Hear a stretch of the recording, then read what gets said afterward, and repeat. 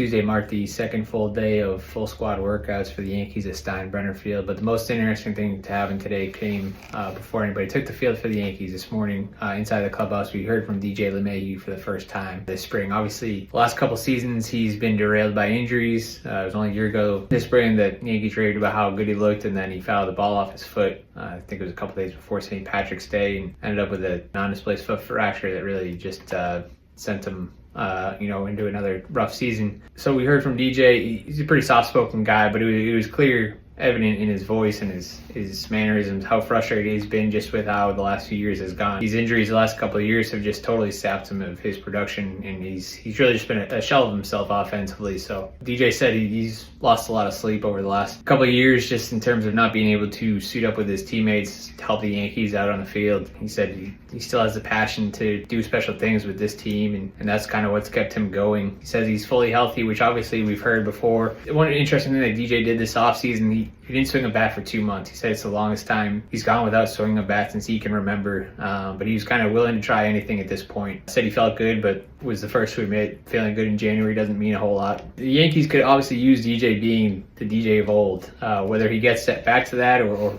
some part back to that, we'll see. But they have the third base job open for him.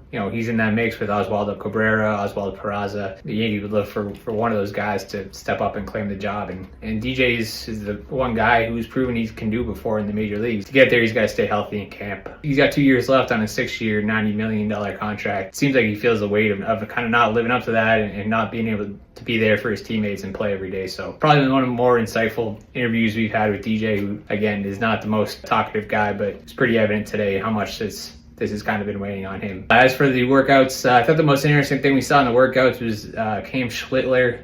He's an interesting right-handed pitching prospect. Kind of had a breakout year last year between high A, double A, and got one game in triple A. But he's a guy to watch. He was kind of risen up the prospect rankings. And today he threw the equivalent of 3 innings, which included striking out Cody Bellinger, Paul Goldschmidt, LeMahieu, and Anthony Volpe. Obviously, pitchers are ahead of hitters at this point in camp, but Schlittler is a 6'6" righty, hard throwing, and looked pretty good out there today. So he's a guy to watch if he's in his first big league camp, but obviously during the season as well. Probably start double A, but could get up to triple A as well. But he's a guy to watch, and certainly looked pretty good out there in his first day of big league camp today.